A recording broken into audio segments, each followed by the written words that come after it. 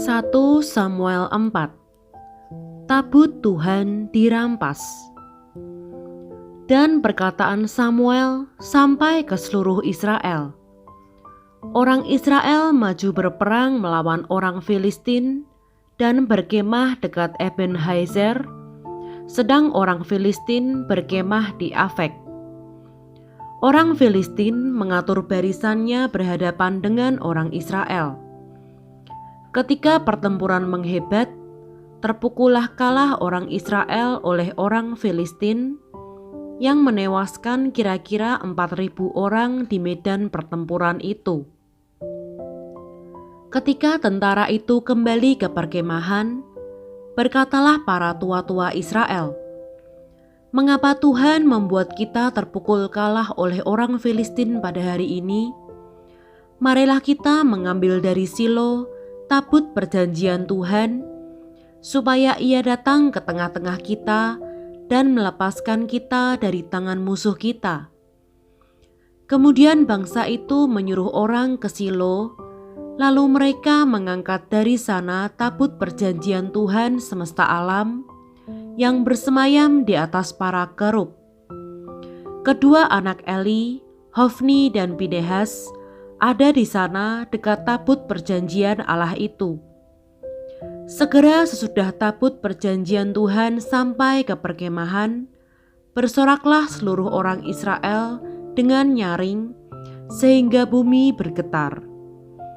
Dan orang Filistin yang mendengar bunyi sorak itu berkata, "Apakah bunyi sorak yang nyaring di perkemahan orang Ibrani itu?" Ketika diketahui mereka bahwa tabut Tuhan telah sampai ke perkemahan itu, ketakutanlah orang Filistin, sebab kata mereka, "Allah mereka telah datang ke perkemahan itu." Dan mereka berkata, "Celakalah kita, sebab seperti itu belum pernah terjadi dahulu. Celakalah kita, siapakah yang menolong kita dari tangan Allah yang maha dahsyat ini? Inilah juga Allah yang telah menghajar orang Mesir dengan berbagai-bagai tulah di padang gurun. Kuatkanlah hatimu dan berlakulah seperti laki-laki, hai orang Filistin, supaya kamu jangan menjadi budak orang Ibrani itu, seperti mereka dahulu menjadi budakmu. Berlakulah seperti laki-laki dan berperanglah." Lalu berperanglah orang Filistin, sehingga orang Israel terpukul kalah. Mereka melarikan diri masing-masing ke kemahnya. Amatlah besar kekalahan itu. Dari pihak Israel gugur 30.000 orang pasukan berjalan kaki. Lagi pula tabut Allah dirampas, dan kedua anak Eli, Hofni dan Pinehas tewas. Seorang dari suku Benyamin lari dari barisan pertempuran, dan pada hari itu juga ia sampai ke Silo dengan pakaian terkoyak-koyak dan dengan tanah di kepalanya. Ketika ia sampai, Eli sedang duduk di kursi di tepi jalan menunggu-nunggu, sebab hatinya berdebar-debar karena tabut Allah itu. Ketika orang itu masuk ke kota dan menceritakan kabar itu, berteriaklah seluruh kota itu. Ketika Eli mendengar bunyi teriakan itu, bertanyalah ia, "Keributan apakah itu?" Lalu bersegeralah orang itu mendapatkan Eli dan memberitahukannya kepadanya. Eli sudah 98 tahun umurnya dan matanya sudah bular, sehingga ia tidak dapat melihat lagi. Kata orang itu kepada Eli, "Aku datang dari medan pertempuran. Baru hari ini aku melarikan diri dari medan pertempuran." Kata Eli, "Bagaimana keadaannya, anakku?" Jawab pembawa kabar itu, "Orang Israel melarikan diri dari hadapan orang Filistin. Kekalahan yang besar telah diderita oleh rakyat. Lagi pula kedua anakmu, Hofni dan Pinehas, telah tewas, dan tabut Tuhan sudah dirampas." Ketika disebutnya tabut Allah itu, jatuhlah Eli telentang dari kursi di sebelah pintu gerbang, batang lehernya patah dan ia mati, sebab telah tua dan gemuk orangnya. 40 tahun lamanya ia memerintah sebagai hakim atas orang Israel. Adapun menantunya perempuan, istri Pinehas, sudah hamil tua. Ketika didengarnya kabar itu bahwa tabut Allah telah dirampas dan mertuanya laki-laki serta suaminya telah mati, duduklah ia berlutut lalu bersalin sebab ia kedatangan sakit beranak. Ketika ia hampir mati, berkatalah perempuan-perempuan yang berdiri di dekatnya, "Janganlah takut, sebab engkau telah melahirkan seorang anak laki-laki." Tetapi ia tidak menjawab dan tidak memperhatikannya. Ia menamai anak itu Ikabod. Katanya, "Telah lenyap kemuliaan dari Israel, karena tabut Allah sudah dirampas dan karena mertuanya dan suaminya." Katanya, "Telah lenyap kemuliaan dari Israel, sebab tabut Allah telah dirampas."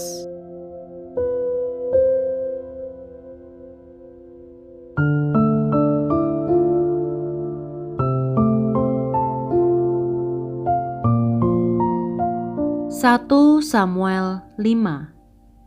Tabut Tuhan di tanah orang Filistin. Sesudah orang Filistin merampas tabut Allah, maka mereka membawanya dari Ebenhazer ke Asdod. Orang Filistin mengambil tabut Allah itu, dibawanya masuk ke kuil Dagon dan diletakkannya di sisi Dagon. Ketika orang-orang Asdod bangun pagi-pagi pada keesokan harinya, tampaklah Dagon terjatuh dengan mukanya ke tanah di hadapan tabut Tuhan. Lalu mereka mengambil Dagon dan mengembalikannya ke tempatnya. Tetapi ketika keesokan harinya mereka bangun pagi-pagi, tampaklah Dagon terjatuh dengan mukanya ke tanah di hadapan tabut Tuhan. Tetapi kepala Dagon dan kedua belah tangannya terpenggal dan terpelanting ke ambang pintu, hanya badan Dagon itu yang masih tinggal. Itulah sebabnya para imam Dagon dan semua orang yang masuk ke dalam kuil Dagon tidak menginjak ambang pintu rumah Dagon yang di Asdod sampai hari ini. Tangan Tuhan menekan orang-orang Asdod itu dengan berat, dan ia membingungkan mereka. Ia menghajar mereka dengan borok-borok, baik Asdod maupun daerahnya. Ketika dilihat orang-orang Asdod bahwa demikian halnya, berkatalah mereka, "Tabut Allah Israel tidak boleh tinggal pada kita, sebab tangannya keras melawan kita dan melawan Dagon Allah kita." Sebab itu mereka memanggil berkumpul kepadanya semua raja kota orang Filistin dan berkata, "Apakah yang akan kita lakukan dengan tabut Allah Israel itu?" Lalu kata mereka, "Tabut Allah Israel harus dipindahkan ke Gad."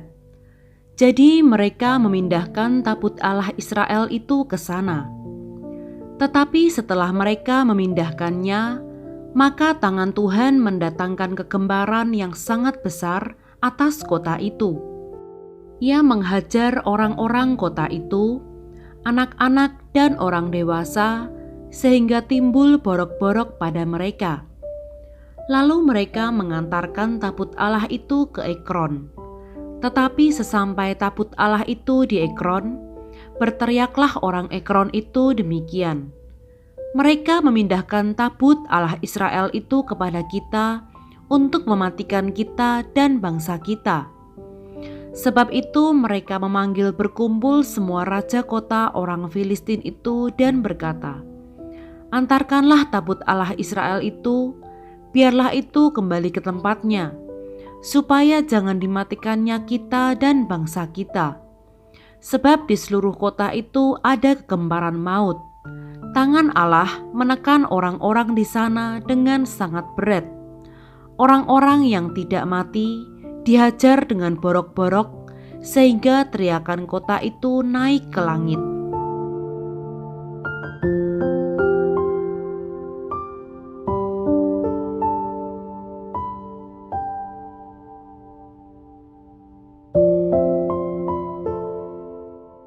Satu Samuel 6. Tabut dikembalikan kepada orang Israel.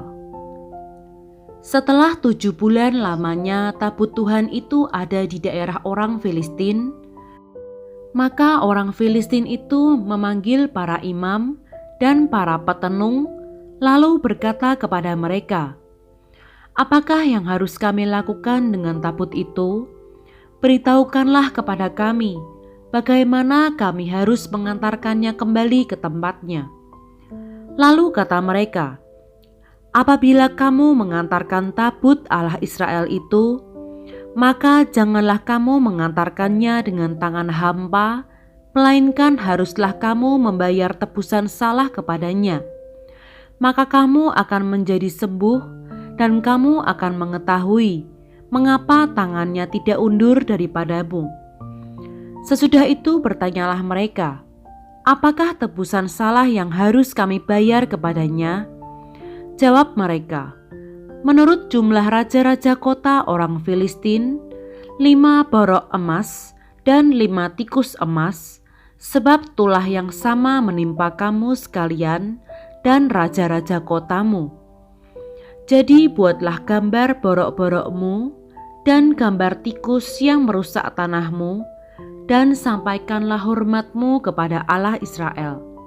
Mungkin Ia akan mengangkat daripadamu, daripada Allahmu, dan daripada tanahmu, tangannya yang menekan dengan berat. Mengapa kamu berkeras hati, sama seperti orang Mesir dan Firaun berkeras hati?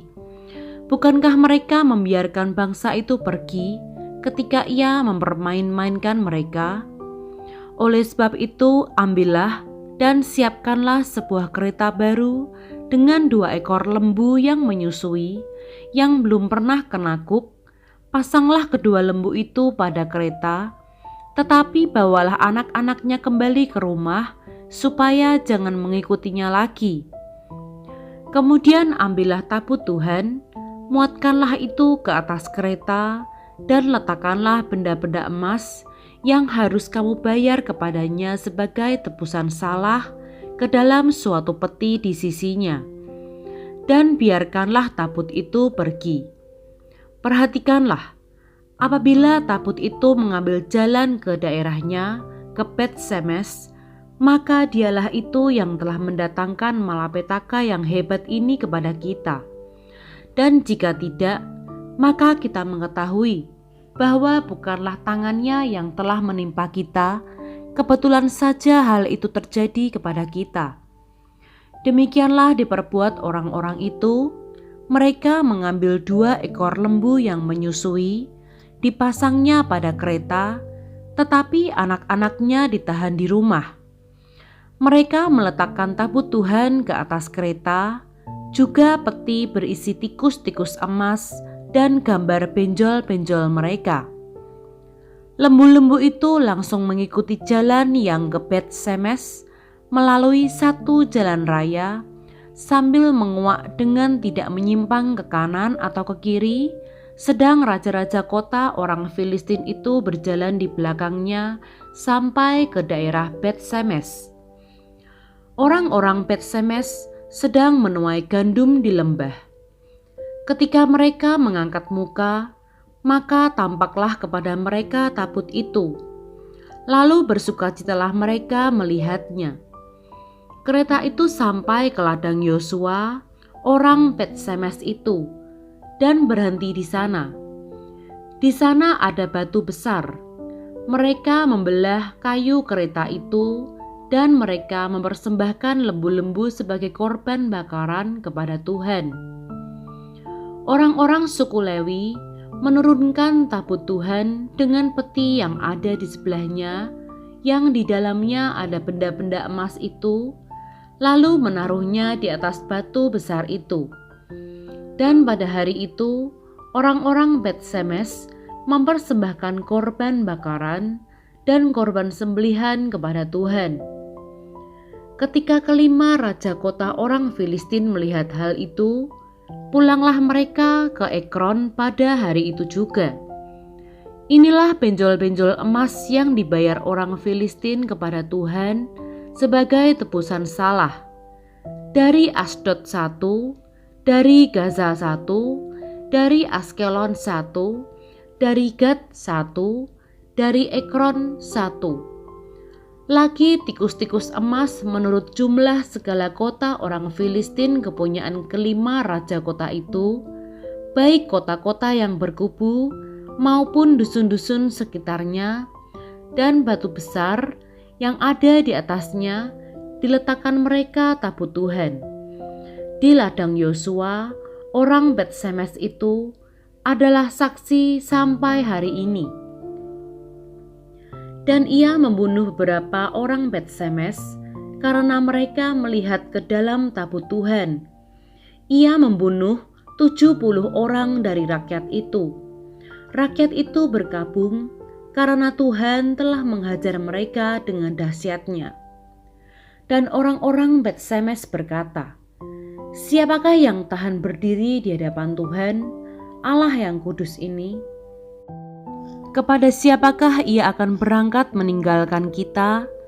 Lalu mereka mengirim utusan kepada penduduk Kiryat Yearim dengan pesan, "Orang Filistin telah mengembalikan tabut Tuhan.